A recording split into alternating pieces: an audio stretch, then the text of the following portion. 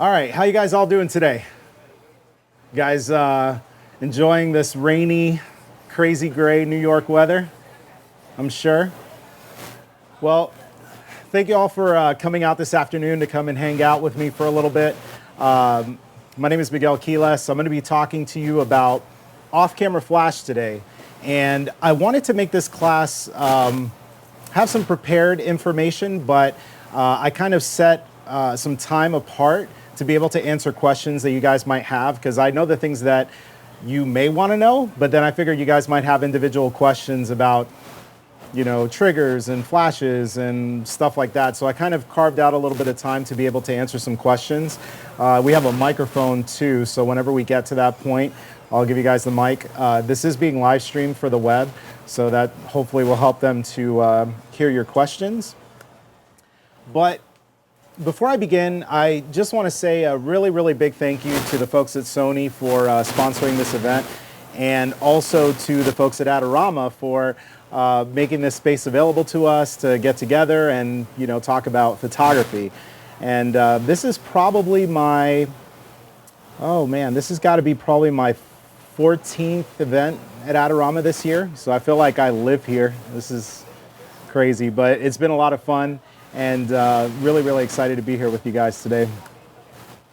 Big thing, for those of you who don't know, I have a new segment on AdoramaTV that's going to be out very, very shortly. It's going to be called The Breakdown. And the whole idea behind the show is to basically show you guys images and then break down how I shot those images. So I'll show you the lighting, the settings, what camera, lenses, what other random doodads that I use to create images.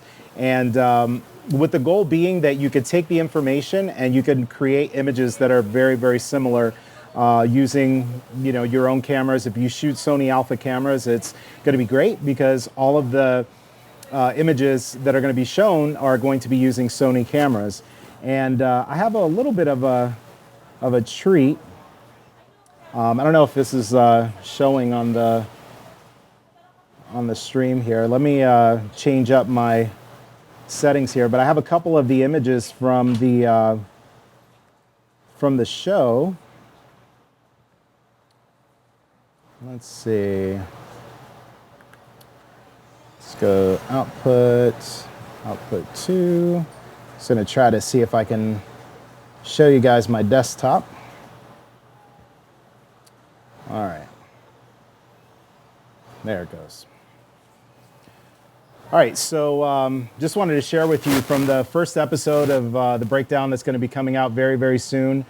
These are the images that you're going to see how I shot these. And again, it'll be completely laid out for you. So questions about this, just kind of hold off until the episode comes out. But just to share with you, because these are kind of hot off the presses, these are the images. I'll show you the lighting, the lenses, all the good stuff that was required to create these beauty images. So it should be a lot of fun. I was really excited to, I was frantically trying to get these things prepared for this event so that I can give you guys a sneak peek. But make sure if you're not already subscribed to AdoramaTV that you subscribe, because again, that's where the videos will be. And let's get this back up here. And then also too, because I always forget to do this at the end of my presentation, so I'm going to do it at the beginning. If you're not following me on YouTube, make sure that you follow me there. Follow me on social media as well. I try to do a good job of sharing my images and sharing my settings and doing behind the scenes pictures on social media, all with the hope that you guys will look at it and that it will inspire you to hopefully try some of these things out on your own. I'm very, very open with my process. So definitely make sure that you check out my Facebook page. I actually have a Facebook group as well. So if you go to my Facebook business page, you can get the link to my group. And a lot of really, really talented people there as well that are sharing tips on Flash and all sorts of different things. So definitely make sure that you check that out. All right, so let me give you a quick overview of the agenda for today. I'm going to give you guys a quick overview on what lights can you use with your Sony Alpha cameras and what options are available. So do a very brief overview with that. We'll talk about the modifiers that are available for the different lights. We'll talk about triggers and receivers. We'll talk about high-speed sync and TTL using Sony Alpha cameras. It's a question that I get very often, and figured that I would try to address it in this presentation. We'll talk about camera settings, the optimal camera settings on your camera to shoot with off-camera flash. We'll do a quick Q&A, and then we'll go ahead and do a little demo where I might end up pulling some of you guys from the crowd to use you as my models. So it should be pretty fun. So, lighting overview. And what do you guys think about this picture? Pretty silly, right?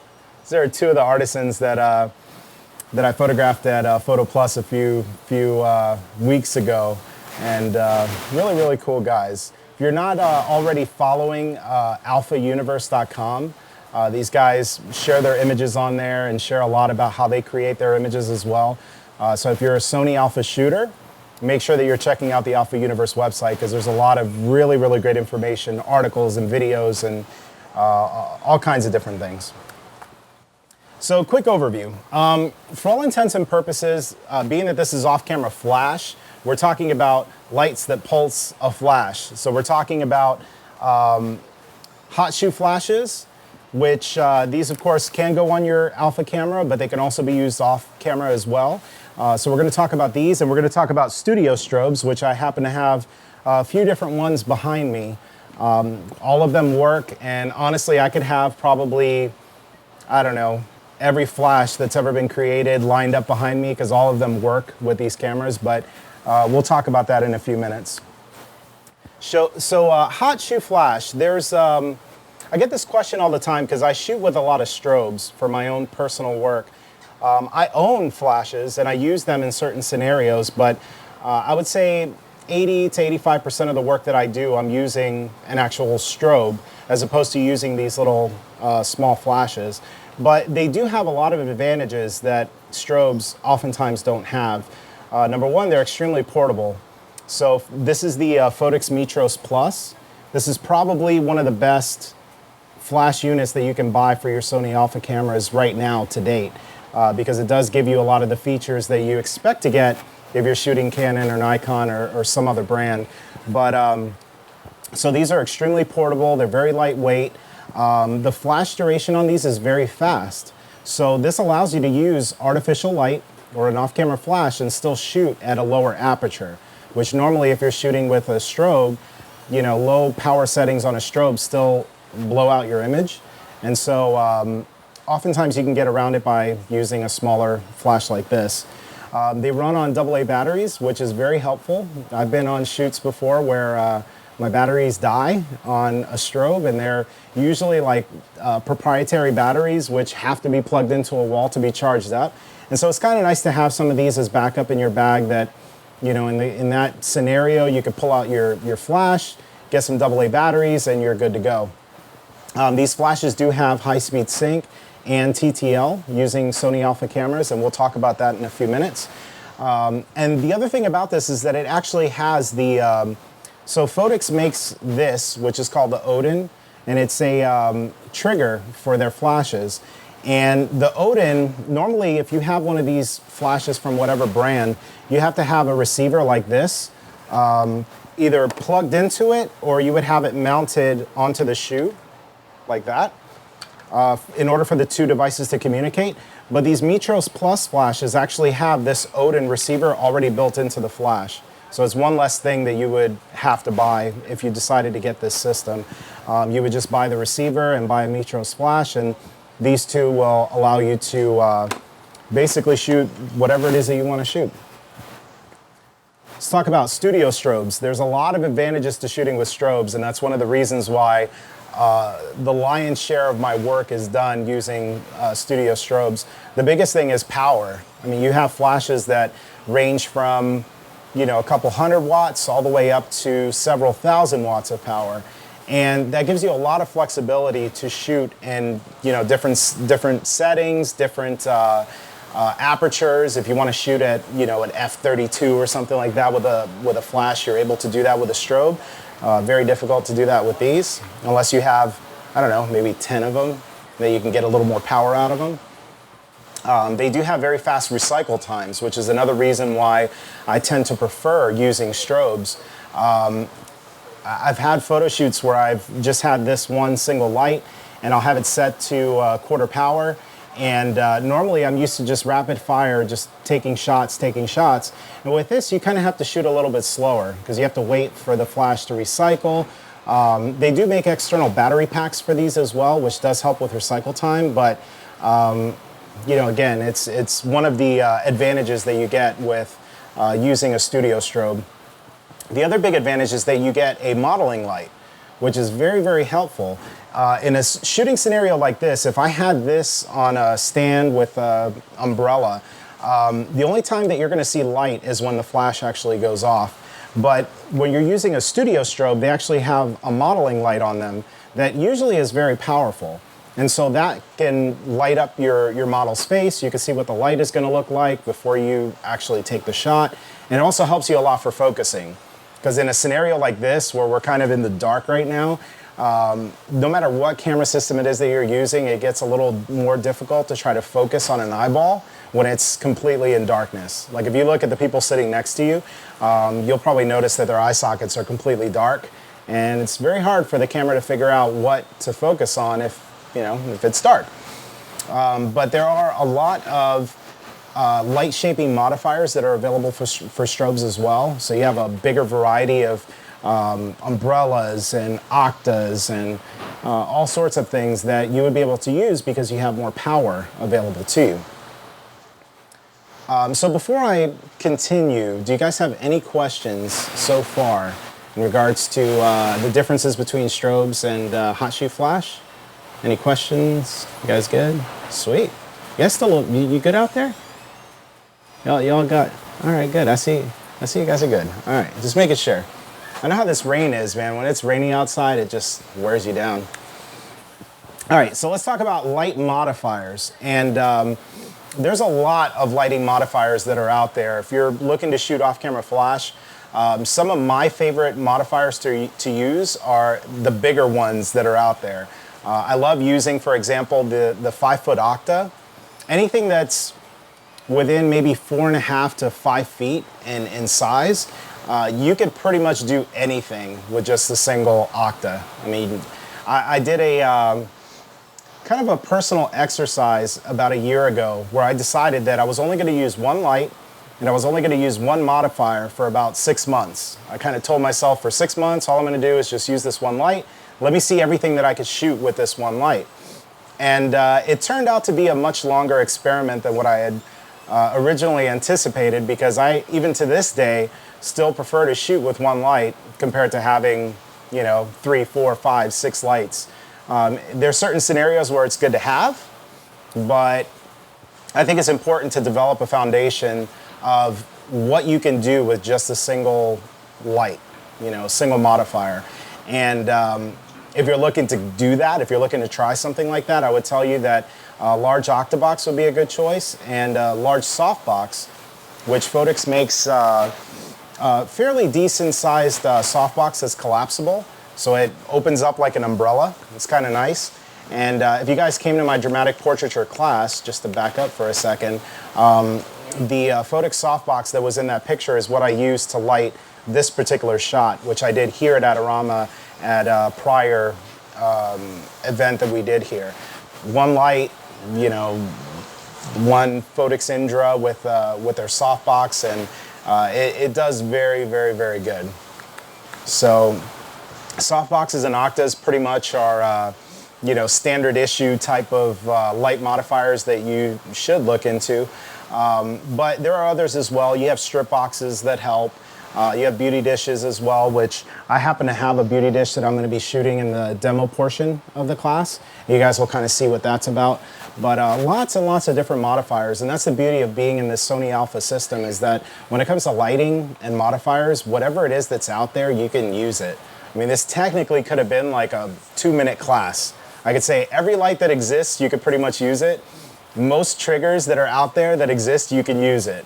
The end, and it would be the shortest class possible. But, I want to try to extrapolate that for you. But lighting modifiers, definitely there's a lot to choose from. Any questions in terms of lighting modifiers? Do you guys have any curiosities about the differences between one and another, or any questions in regards to light modifiers? With your one light experiment, Yes. were you using reflectors at all? Yes. So the question was, with the one light experiment that I was doing, was I using reflectors? And yeah. I used. Usually, I would use just one reflector, but there would be times when I would try to do things a little differently, and so I'd bring in multiple reflectors. I also did. I use black cards for negative fill. I've done a lot with the one light, and typically that's the idea. You get the one light and you get different size reflectors, silver, gold, whatever, and just use them to fill in shadows whenever necessary. So it's definitely, that's part of the whole experience in trying to figure out what all can I do with the one light. Because you start to realize that certain things that I would use two lights for, I would say, well, I could just use my one light and I could use my reflector, and it does the same thing, so it does give me more flexibility, but at the same time, part of the reason why I'm using this system is because I don't want to carry a lot of stuff, and I want to carry a lot of big stuff. So if I can do something with one light that everybody else is doing with two lights, or three lights, or four lights, or whatever, then I consider it a win, because I don't have to go and carry a bunch of stuff with me. Even today, coming to Adorama from New Jersey, I just have 2 bags. I've got, which technically I could have fit it all into one bag, but I was in a rush leaving today, so I didn't get a chance to pack my bag the way I would have liked. But in my roller bag right now, I've got 3 or 4 camera bodies, I've got a bunch of lenses, a bunch of triggers, bunch of flashes, and it's all stuff that if I was shooting on a different system, it would be a lot more difficult to be able to do. So you kind of get used to doing these things, though. You get used to what all can I do with minimal equipment, and reflectors are definitely the way to be able to do that. So very good question. Any other questions in regards to light modifiers? Y'all good? Sweet. All right, so triggers and receivers. So there's really 2 that I've been using for the majority of my shooting career with these Sony Alpha cameras. The main trigger that I've been using is the Phottix Airs, which looks like this. And I kind of like it because, number one, it stands up, and then it also kind of lays down sideways, so it's kind of cool. My favorite part about this is that it's very inexpensive. This trigger system, which comes with the receiver, is, I believe here at Adorama, right around $50 some odd for the pair. So it's very, very inexpensive. I have been using this again for the better part of about a year, and never had any misfires, never had any crazy issues or anything like that, which normally when you're buying triggers in the lower price brackets, they're normally very hit or miss. These things are rock solid, and if you go to my YouTube channel and you see some of my videos, you'll see that a majority of the time I'm using these 2 to trigger my lights. You can use these for flash as well, so if you have a hot shoe flash, you can just mount it right on top, so it helps you with that. And then you can use it with strobes, which I'll be using here in a little bit. So the big advantages to these Airs are that they're very inexpensive. Again, $50-ish for the pair. You get 200 meters in range. So I don't know, I usually am not that far away from people. I like to give people their space. I'm a portrait photographer, but 200 meters seems like a lot. But it's kind of nice to know that if you needed to back up and whatever, you'd have the space. And then it's got 8 channels as well. So if you happen to be in an area where other people are using these, you could just change the channel and you're good to go. So these would be my top pick for using off-camera flash triggers on a Sony Alpha camera. But you also have the option of using the Odin. And this is actually the Odin that's made for the Sony, it's made for the older Sony cameras. So it has the Minolta mount on it. And what I did was I got one of these little Sony adapters, which I want to say these are around $20, $25. You can buy these here at Adorama as well. And then you can just take your trigger and just mount it on there, and then that mounts on top of your camera. And so this gives you the advantage of having TCL and high-speed sync if you're using specifically the Mitros Plus, which I'll talk about that in a minute. So this is more of a, I need a system for off-camera flash that does high-speed sync. This is it. And we'll kind of go a little more in depth into that in a few minutes. But again, big advantages for that is that you do get high-speed sync, so you can shoot up to 1/8,000th of a second using, A7, A7S, A7R, any of those cameras. So here was the thing that I thought was kind of interesting, because I get this question on social media all the time. People say, will this trigger work? Fill in the blank. Will ABC trigger work? Will, whatever. So what I found, and I actually had like a play day at my studio where I just started grabbing triggers and lights and just started trying them out. And so as an example, this is a Profoto Air remote. So for those of you who have Profoto lights, you could take your Air remotes, which this is the one for the Canon system, and I could take this and put this on my A7R2, very gently, of course, because I don't want to mess up my camera. And with this, I'm able to trigger my Profoto lights if I had Profoto lights. And the Profotos, the D1, for example, has the Air remotes built into them. So you would just buy this and the light, and you'd be able to trigger all your flashes using that. So it's kind of cool. A lot of people that I know that shoot, Canon, for example, that already have the Canon Air remote, you could take this, put it on your Sony camera, and it works. There's no adapters, no witchcraft, no trickery, just plugs in and it works. I've tried this with my old Pocket Wizards that I used to use, the Pocket Wizard Plus 3s. Again, no adapters, nothing needed. You just put it on the camera and it works. A friend of mine has these Yongnuo triggers. I forgot, I think it's the YN622C. So they're made for Canon. Again, put it on your camera, put the trigger on your lights, and it works. So that's one of the really cool things about having this system is that if you're coming from a camp where you already own these different things, you don't have to go out and just sell everything. You could keep some of the core pieces that you have. You could keep them, put them on your cameras, and start using them. So any questions in regards to the triggers that are available for Sony Alpha? Good question. In regards to the availability for the Odin, as far as I know, it's supposed to be available. I just picked this up, I want to say 4 or 5 months ago. They're hard to get a hold of because of the popularity of these cameras and the fact that this is an older trigger. They're a little hard to come by, but they are still in circulation. Phottix is actually going to be coming out with a updated trigger, which if you go to their website, you can kind of keep up with the developments, but there is a new Odin trigger that's supposed to be coming out that's going to give you, without adapters and stuff like that, you'll just be able to use it. So keep your eyes open for that one. That's coming soon. Yes? A lot of people always think that the more you pay, the better the item, right? Like, for example, the Pocket Wizard. Yeah. Besides, one does 100 meter versus 500 meter. Yeah. What's the difference on something that's, let's say, $59 for the pair versus $300 for something like the 150 or something like that for the Pocket Wizard? Yeah, good question.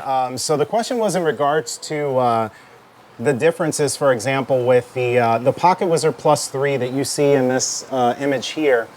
When I picked those up, they were about $140 a piece. So 2 of those would be, $280 plus your taxes and all that. So almost $300 for 2 triggers, or transceivers they call them, because they're triggers and receivers. He's asking, what's the difference between going with something like this and then saving a few dollars and going with something like the Phottix Airs? And to be very, very honest with you, having used the Pocket Wizard Plus 3 for a very, very long time, for pretty much since the beginning of my career, that was what I had when I was shooting Canon. And then now shooting with the Airs, they do the exact same thing. And I beat them up pretty equally. I mean, I shoot quite a bit, just like I did back then when I was using the Pocket Wizards. And they all do the same type of thing. The biggest differences are going to be that, for example, with the Pocket Wizard Plus 3, you can actually have different channels and different zones. So if you want to have, for example, let's say with the Airs, when these are plugged in, once the transceiver or the trigger talks to the receiver, all the flashes are going to go off at the same time. There's no way to customize that in any way. It's just you push the button, everything is going to go off. With the Pocket Wizards, you can actually have one Pocket Wizard that's set up to like group A, one set up to group B, and then another light set up to group C, and you can individually make those lights go off, and you can individually make those lights turn off. So if I wanted to, let's say, have one light on the subject and two lights on a background, or maybe one on the background and one as a kicker, I could set all of these up to different groups, and off of my receiver or off of my trigger, I can change the group. So I could say, okay, I just want the one light to go off instead of making them all go off. So is that worth, I don't know, 4 times, 5 times, 6 times the price? It depends on what kind of photography you do. You know, there's people out there that's what they do. They like to have the ability to, you know, set things up, and so that's invaluable to them. For me, for the style of photography that I do, I had those triggers, I sold them, I got the Airs, and I have money left over to buy some other sweet stuff. So that's pretty much been my my mentality when it comes to the triggers. They have their application, but for my style of photography, I don't ever use that feature. So, yes.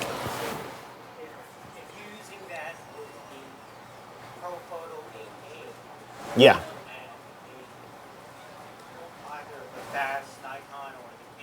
Yeah. Meaning in terms of communicating for the flash to go off? Yeah, because I believe that's 10 shots per frame. Per second. Yeah, I mean, Really high, it'll keep up with the recycle time? I mean, it really depends. So he's asking in terms of the recycle time, and if the camera and the flash basically will keep up with one another, that if every time I'm taking a photo, and let's say I'm doing a rapid fire type of shot, will my flash keep up with it? If you have a really good high-end strobe that has a really, really fast recycle time, then yeah, you should be able to. I mean, I don't shoot a lot of rapid fire stuff in the studio. My rapid fire is maybe once every couple of seconds that a flash is going off, but I tend to, especially now, for example, this A7R2 has like 80 plus megabyte raw files. So you can imagine if I am just doing like a machine gun type of shot where I'm just taking a bunch of shots, by the time this thing is done, I'm gonna have a 128 gig memory card that's filled up with a bunch of pictures where the only difference is like the person's head's like this, and then it's like this, and then it's like this. Like, I don't want that. I would rather just be slower, more methodical, pose the person the way I want them to look, take that shot. Move them again, take the shot. So I'm a little bit slower in terms of my own process with shooting with off-camera flash, but technically, yes. If, for example, if you had a Canon camera and you had the ProPhoto Air Remote and you had some ProPhoto light that was very, very fast with the recycle time, it's going to be the same thing when you're using it on these cameras. It's identical. Yeah, good question though. Any other questions in regards to triggers and receivers? Yes. The piece that you showed before that goes on top of the camera, is that a... This one? Yeah, with that, if you're using the cheaper transceivers, can you kind of do... Cross-pollinate. Yeah, like, or do like groups, like this one stronger and this one a little bit... You could do that with the Odin. So he's asking in terms of if you're using these triggers and you want to set the power levels for like different flashes, you could do that with the Odin. But you have to have flashes that have the Odin receiver hooked up to them. So, for example, like if you had the Airs and then you decide you want to get the Odin triggers, these two don't communicate with each other. So you'd have to either go all in on the Odin or go all in on the Airs. I will tell you that I have found with this that it does have a little bit of a delay that I've started to notice, and I don't know if it's something that it's being addressed maybe in a firmware update, because these things do have the USB connection, so they can be updated. But there's a little slight delay that I noticed whenever I actually push the shutter and when it actually goes off, and it's only noticeable to me when I go from using this and then I go to the Odin. Like this thing, it's razor super fast. Like as soon as I push the button, the flash goes off. This one, it's like a millisecond or two slower. Like it's noticeably slower when I push the button. So that is one thing you have to keep in mind as well with this Odin, is that, I don't know, maybe it's just because of the adapter that it doesn't work as fast, but I've never seen it, for my style of photography, it's never gotten in the way. So, you know, just a little kind of, you know, buyer beware, buyer take notice type of thing. It is a little bit slower. This was another thing too, the flashpoint lights that Adorama sells, they come with a little remote. Same exact thing, you take this remote, put it on your camera, and it works as well. And this, you can control the power levels of the flash. And the flashpoint strobe actually has the battery pack built into it as well. So it's kind of like the ProPhoto B1 and kind of similar to the Photox Indra, except a lot more affordable. And you know, it's got some differences, which the guys here can talk to you about that. But the cool thing is that if you happen to have one of those, you can plug those in and they do work as well. So again, pretty much any trigger, any receiver combo that's under the sun, you can put it on these cameras and they're gonna work. So let's talk about high-speed sync and TTL. So again, right now, let me back up. For the longest time, it used to be that if you wanted to have high-speed sync or TTL on a DSLR type of system, you pretty much would use one of these. You would use one of the high-end hot shoe flashes that have high-speed sync. You would get a trigger that allows you to communicate that information, and you would use high-speed sync. In recent years, you're starting to get studio strobes that actually give you the ability to do TTL and high-speed sync. And it is something that is fairly newish to the market, and it's something that's going to be coming very, very soon to these Sony cameras. There are, from the conversations that I've had with people that are in the industry that create lighting products, they are frantically working on creating triggers and lights and just the whole ecosystem around high-speed sync and TTL for these Sony cameras. For the time being, you can use the Photox Mitros Plus specifically with the Odin made for the Sony Minolta shoe cameras. Use the adapter and you'll have high-speed sync using these cameras. You can have that, obviously if you put this on the camera without anything, you're gonna have high-speed sync, but specifically, because this is off-camera flash, if you wanna have the ability to do that, then you need to get a set of these. However, I'm sure that over the next few months, you're gonna start to see more and more companies. For example, when the new Odin comes out, they're planning to have a firmware update for their Indra strobe that will allow you to have high-speed sync using Sony. I will also say that I've been shooting now, let's see, since 2012 professionally. Of course, I've been shooting for a lot longer before that. And I would say in my entire history of photography, I probably, maybe 4% of the images that I've shot, maybe even less than that, probably 2% of the total images that I've shot in my lifetime have ever been using high-speed sync. I just don't do it. So there are people, though, that is a thing for them. That's part of their technique. It's part of their the way that they shoot. And so yeah, exactly. I mean, high-speed sync really is for use outdoors, and it's also for use with giving you higher shutter speeds to be able to freeze motion. So there's certain types of photography that I would say, yeah, it's definitely good to have, and if you can get a setup that has it, it's great. But anything that I want to do, I can shoot using a regular strobe. Perfect example. One of the things people do or want to do is they want to use their studio strobes and they want to shoot, at an f1.4 aperture outdoors. which normally if you want to shoot wide open outdoors, you're going to need high-speed sync, because if not, your image is going to be overexposed. What I've always done to get around that is to use ND filters. So I'll use a 3-stop, 4-stop ND filter, whatever the situation calls for, and it still gives me the ability to use off-camera flash outdoors without having to ride my shutter speed up super high. So there's ways that, and again, it depends on the kind of photography you're doing, because if you're doing something that is like fast motion with a strobe, you got to have high-speed sync for that, because the highest shutter speed that you can go with this is 1/160th of a second, which may not be fast enough to stop certain types of motion. You know, if you got somebody doing, triple somersault or something, and you're trying to strobe them, it could be very difficult to be able to do that.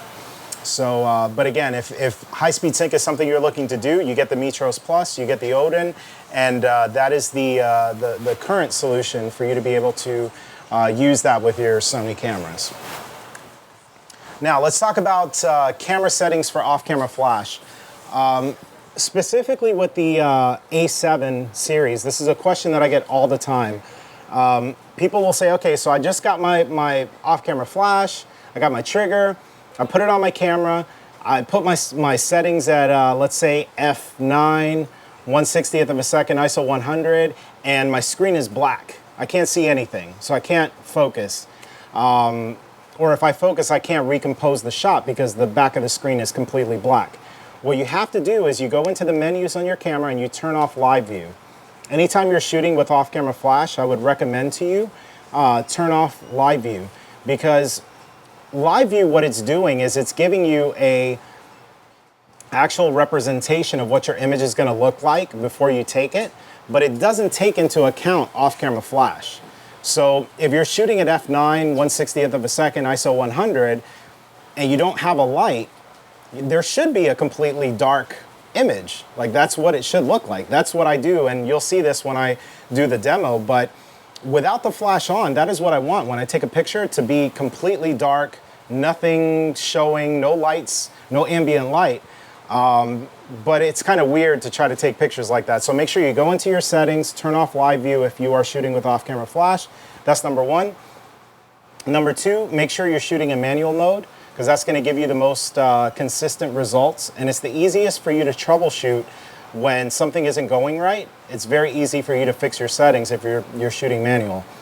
I turn off the image preview feature on these cameras, or I have it set to 2 seconds. What these cameras do is, as soon as you take a picture, by default, it will show you the picture in the viewfinder or in your eyepiece. And that slows you down, because you'll take the picture and then it quickly shows you the image. I don't want to see it. I'm going to assume it's amazing. I'm going to assume it's award-winning. Just keep shooting. When I'm ready to review the pictures, that's when I'll play back the images and start to review them. That works for my style. Again, if you like to see the image pop up on your screen every time an image is taken, then don't turn it off, but I would definitely recommend that you do. Make sure that you're shooting in RAW. And the other thing is, with the A7 II and the A7R II, make sure that you set your RAW compression for what you want it to be. Again, the uncompressed RAW files off of these cameras, especially the A7R II, are very big. So you have to keep that in mind when you're shooting, that if you're doing a photo shoot or you're shooting a wedding, for example, and you're shooting all the images raw, by the time you're done with your wedding, you're going to completely hammer your memory card, because these files are huge. Yeah. What are your thoughts about the new uncompressed RAW? Good question. So he's asking about my thoughts on the new uncompressed RAW. To be very, very honest with you, again, for the style of photography that I do, I don't notice very much of a difference. The only thing that I really notice is that I just had to buy my very first 5 terabyte hard drive, and I had to buy 4 of them because my hard drive space is starting to quickly get eaten up. So that's just part of the game, it's part of, I remember when I first started shooting digital cameras back in the day, smart media cards, you would have 16 megabyte smart media cards for digital cameras, and nowadays I have a 128 gig SD card. Like, my entire computer back at that time had maybe 20 gigs. And here you have these memory cards that are 128 gig in a camera. So, so again, for me, for my style, I can shoot uncompressed RAWs, and I've been shooting them for the longest time, and they look great.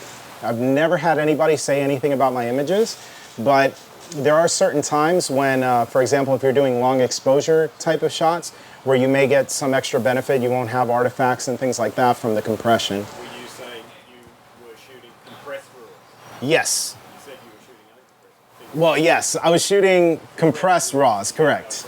Exactly, good catch. So I've been shooting, compressed RAWs and never had any issue. And to be honest with you, oftentimes, now I've got the space for it, so I'm just whatever. But for a period of time there, even after the update, I was still shooting them compressed because I didn't want to completely devour I had 2 3 terabyte hard drives, and they were just filling up really, really quickly. So. Do you find that, because I shoot with that, and I shot both now. Yeah. Do you find that using the uncompressed, it takes a longer time for the memory card to buffer to Yeah. ease out, and then be able to take the next shot? Yeah. So I've gone back to the compressed. Very, very good thing that you're mentioning too. So when you're shooting a compressed versus uncompressed, the uncompressed RAWs, they do take a little bit longer to write to the memory card. So you have to have really, really fast memory cards, which is another thing as well. One of the reasons why I tend to shoot with compressed RAWs. So it's just part of the game, part of the things that you have to keep in mind. Again, for the style of photography that I do, shooting portraits and headshots, the buffer never becomes an issue. I've never had a time when the buffer, stopped me from doing what I needed to do. But I could imagine that there might be people out there doing certain types of photography where it could be a problem, and just use the compressed RAWs. I mean, they are excellent. The quality is amazing. And I'll hopefully get to show some of you guys in future episodes what some of these RAW files, what you can actually do to them. I mean, you can pull a lot of detail out of these things. So, got an Amber Alert. It's 2004 Silver Dodge. Yeah, nice. Just got an Amber Alert for those watching on the web, so they're probably like, what the heck is he doing? Yes. Now, why do you turn off the live view? I know, like, if you shoot the camera, but Yeah. generally, if you're not using it, like, that's fine. There's no special setting. Right. Setting that you need for that. Yeah, so he's asking why turn off the live view. I tend to only turn it off when I'm shooting studio with off-camera flash because, again, with the settings that I would be shooting at, which I'm going to show you here in a few minutes, when you try to focus, the screen will get bright and you'll be able to see whatever it is that you're focusing on. But as soon as it locks in the focus, the screen goes black. And then you can't recompose your shot. It makes it very difficult to do that. So turning off the live view makes it to where it's always bright. You don't have to worry about it. But then when you go back outside and you're not using your off-camera flash settings, you have to turn it back on. Because it's definitely, that's the magic of shooting with a mirrorless camera, is having live view. But it's a pain in the neck when you're shooting studio stuff. So very good question. Camera settings as well, and I kind of talked about this.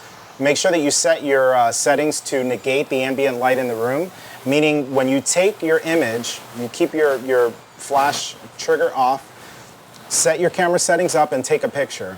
You should see a completely black box on the back of your camera before you turn on your flash. The only light that you should want if you're shooting studio stuff to impact your image is your actual lights that you're bringing to the studio. So I'm going to show you that in a few minutes here. But any last questions before we go into the demo portion of the class today? Any questions at all on anything? I've got two. One is Yeah. on the Metros Plus. Yes. Does that trigger other flashes when it's on the camera? Good question. So the Metros Plus, he's asking, can it trigger other flashes? You can set this up as a master to trigger other Metros flashes. You can set it up as a slave so that it will go off for others. So yeah, you could definitely do that. And you mentioned a small percentage of shots that you use high-speed sync for. Right. What about TTL? So that's a good question. So I was talking about there's a small percentage of shots that I use high-speed sync, but he was asking about TTL. Do I use that often? When I shoot events, when I first started, in photography, and I started doing this professionally, I used to use TTL quite a bit, or ETTL quite a bit, until I started to understand how flashes worked. And when I started to realize that for the most part, I could keep my flash settings, have them manually set, and I don't really need to change it throughout the evening. And if I do need to make an adjustment, it's just a very slight adjustment to bring the power up or down. So the value of TTL became much, much less as I started to learn how these things actually worked. So now it's to the point to where I shoot events and I could shoot a wedding or shoot whatever, and I don't really need it. But if I did, again, if you put this on the camera, you'll have ETTL and you'll have high-speed sync. So, yeah. Are you familiar with the company that called Nissan? Nissan? Yeah? Yeah, 'cause I got their new 770 with the Air Commander, and actually was pretty good. Nice. Yeah. Yeah, then Nissan is another company that they have speedlights as well. And recently, I would say that's been within the last month and a half, 2 months. They came out with a system as well that's made specifically for Sony Alpha cameras.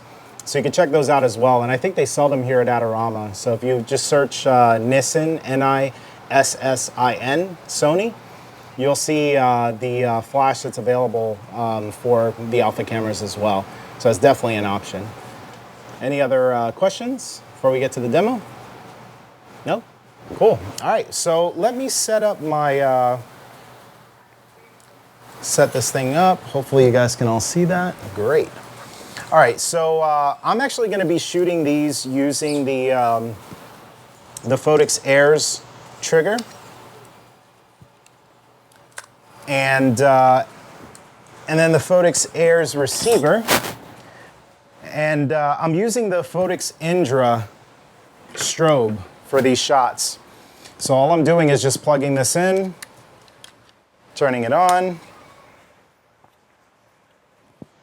Give this thing a quick test.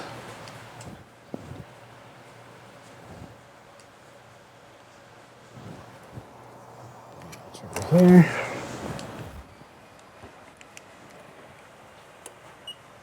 Okay. All right, cool. So I'm going to get a model. My old model is back again. Not today? Did you see your image, by the way? Did you ever get to see the image, how it came out? It looks amazing. You did an awesome job when you modeled for me last time. So let's see. Actually, I'm gonna have you come up because you're up close. I know. What's your name? Barry? Awesome. Let's give Barry a round of applause. Give him some encouragement. Hey, this is, you're going to do amazing. That's why. That's why they're cheering for you now. They already know that you're going to do amazing. All right, so I'm going to go ahead and clear my little workspace here and set up my light. So again, I'm using the Photox Indra. If you happen to follow my work on social media, you'll see that a lot of the work that I've been shooting recently has been using this light. And then I also have the Photox Beauty Dish, which is actually a really, really crazy value because you spend $100 on this Beauty Dish, but it comes with the honeycomb grid, and it comes with the shower cap. And it comes with a nice little carrying bag, which for some reason, I don't know what's up with these companies that make these dishes, that they don't include a bag to carry them, so it's kind of cumbersome. But this one actually comes with the bag, with the honeycomb grid, and with the shower cap. So it's kind of nice. And then for my camera setup, I'm using the Sony A7R II, which again, it's a 44 megapixel, or 42, 44, I don't know, a lot of megapixel camera. And then also the Zeiss Batis 85 1.8. I've had a lot of people asking me on social media recently, like, how did you get this lens? Who did I, have to stab and take it from? It's definitely a very difficult lens to get a hold of. So what I would encourage anybody who's watching this to do is if you really want this lens, they're on back order here at Adorama, but put your order in for them because there's been people that I told them this in the beginning and they've received their lenses. The problem that I'm seeing is people are like, oh, I really want that lens, but they're not putting themselves on the back order list, so you're just gonna keep waiting forever. You know, there might be like a Batis 2.0 version by the time you get yours. Like, they're very hard to get a hold of, but you'll see here in a few minutes that image quality on these things are just amazing. So let us do this. So I'm gonna have you... Too much detail. Yeah, well, you know, it's kind of funny. So that's another question that I get really often as well is, because now you have two portrait length lenses. You've got the 90 millimeter macro from Sony, and then you also have the 85 from Zeiss. And people say, well, do I get one or the other? Because, you know, they're both kind of similar in focal distance and focal range. But the Batis, it's very sharp, but it's not as sharp as the 90 macro from Sony. So I tend to use both lenses, but I use them in different scenarios. If I'm photographing the everyday, you know, everyday person, then I would use this because it's very flattering for the skin. It almost looks like they've been photoshopped before I've even really done anything to it. So I like that it's sharp, but it's not mega sharp. The Sony 90 macro is very detailed, very sharp, which means if you're photographing somebody that is more mature, they have you know, life that's happened to them when their skin is not super amazingly clear and vibrant, that 90 macro is going to pick up all that detail. And so for me, I shoot a lot of beauty images and portraits and things like that. I love that.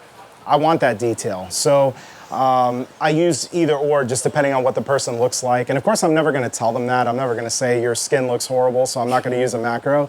You know, it's just something I keep in the back of my mind that depending on what the scenario is, you use one or the other. So again, I'm going to take my flash off because this is the first test. I've got this at f9, 1/100th of a second, and ISO 100. And again, my goal is, before I put my flash on and I take this picture, I should have a completely black image. I don't want any of these really hot studio lights to affect this exposure. And I'll take a quick shot here. Let's see, and actually I can do this with my hat on. That's the other. All right. Also making sure that my tether is going strong, which it looks like it should be. All right, so I know it's very counterintuitive for some of you that don't shoot off-camera flash, but this is actually what you want to see on your screen before you put your flash on. If for some reason I could still see, you know, him in the image, then I would know I would have to adjust my aperture up a little bit higher or drop my ISO lower, which in this case, I'm not going to drop the ISO lower, I would just raise the aperture. But I want to have a completely dark image because now when I put my lights on, this is the only light that I have to worry about with lighting his face. And if I don't like the way that it's coming out on his face, then I'll just move the light somewhere else. These lights I can't do anything to. So do a quick test. As always, lesson number one, make sure your lens cap is always off. Unless you're trying to be funny, which I have done that. I photograph people that are very, I don't know, they're kind of just uppity. They don't, you know, they're not into the process. They're just sour people in general. And so I'll talk to them and I'll hold my camera up just like this and I'll be talking to them, giving them instruction, and they'll see that the lens cap is still on my camera. And then I'll just put my camera up and I'll take a picture and I'll, oh man, I don't know what's going on. And they always crack up laughing. It's always like a really good icebreaker to use. So you can use it with kids as well. And kids oftentimes, if they're very quiet and not being very social, you could do that and they'll laugh at you and you know, you'll get some better expressions. So let me move this up, take a couple of quick shots, and we'll close out our time. So you'll have to excuse the cabling here, but take a little side step this way and come forward a little tiny bit. Perfect, just like that. So we'll take a quick test shot here. And right away I can tell that my lights are very bright. So this is the cool thing about my approach with shooting off-camera flash. I take this first shot and obviously that is way overexposed. So I have two options right now. I can bring my aperture up, or I'm at a 1/4 power on this flash. So I could take the flash power and I could drop it down. It's all up to you and your creativity. If you're trying to set it at a certain aperture, you could do that, but you can also have the option of lowering the light. Yes? What is your white balance? Right now it's set to auto white balance. Because the image is raw, I can go afterwards and I could change it from daylight to, you know, tungsten to shade to whatever. So typically I'm shooting either, if I'm using off-camera flash, I either have auto white balance or I have daylight white balance. They're the only two, you know, that I use. So good question. So I'm gonna lower my lights down to, let's go down to, let's see if I could see. With the ears, you can't do that from the trigger. No, unfortunately. There it goes. So let's go to 132. This still might be, that's a little bit better. So again, that first shot I took it, I'm like, oh man, it's too bright. Go back at it again. I dropped it from a quarter power to 132. And now all of a sudden we're getting a much, much better exposure.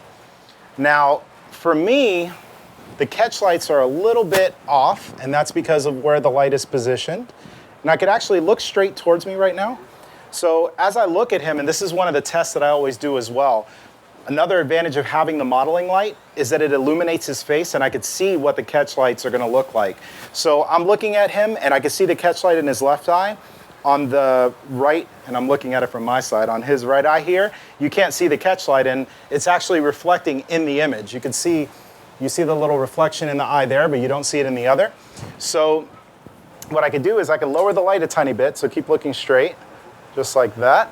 Say the value of the modeling light. Yep, exactly. That is the value of having the modeling light, in that you could do that. If you have a hot shoe flash, you can't do that.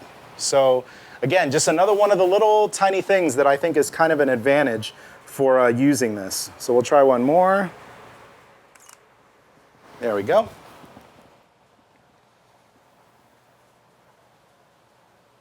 And so now I'm starting to see the actual catch lights in his eye, so it's much, much better.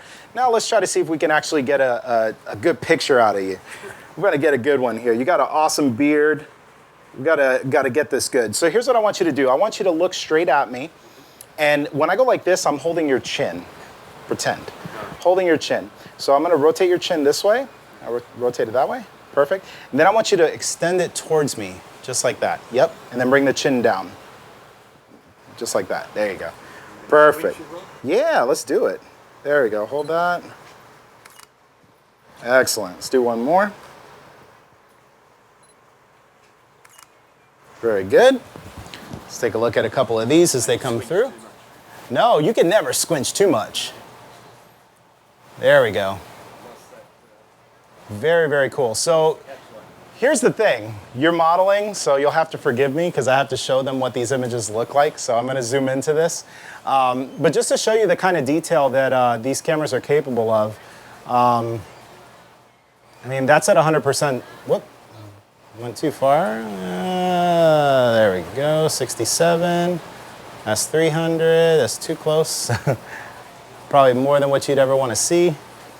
But there you go. So that's on the A7R II. I mean, it's just insane amounts of detail using the 85 1.8 from Zeiss. What was the aperture? This was at f9, 1/160th of a second. And I'm going to do one more. I'm actually going to raise this back up a little tiny bit. And I'm going to try. I want you to really bring the face forward. So I'm going like this, but I want you to go like that. There you go. And then bring the chin down just a little tiny bit. Just like that. Hold that. And then rotate the chin this way a little tiny bit. Even that way. I want it to be straight onto the camera. Because right now you're kind of like this. Straight on, just like that. Perfect. Hold that. Very good. Do one more.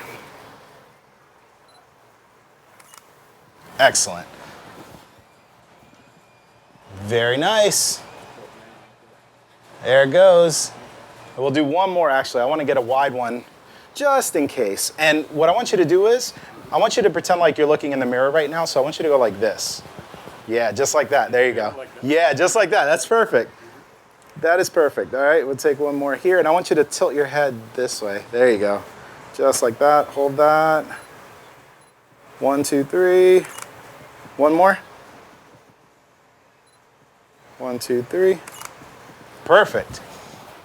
All right, so you guys were asking me earlier, and I think you were the one that had asked me about the reflector. Yeah. This would be a scenario where I would add the reflector below and just kind of play around with how close it is to his face, and that would reflect that light. But to be honest with you, I like the shadows. Like, shadows to me add mystery. It adds interest. There's a lot that you can do in post-production. And the other thing, too, is with these raw files, there's a lot of dynamic range in these files. So if I wanted to make it look more or less shadowy, I could just open up the shadows quite a bit, and it doesn't destroy the raw file. So it's kind of nice. Same thing with the highlights. If they're slightly overexposed, I can bring back a lot of detail in the highlights as well. So let's give him a round of applause. He was a great model. Thank you very much. And so, oh, nice. Perfect. Thank you. Make sure I get those over to you. So with that being said, I think I've hit my time limit for the first class, and we're going to do it again in another few minutes. But this will be the end of the live stream. So just want to thank you guys all for coming out to this first showing of this class. And if you guys are here in the store, hopefully you can stick around for the next one. But for those watching online, thanks for watching, and I will see you guys next time. Take care.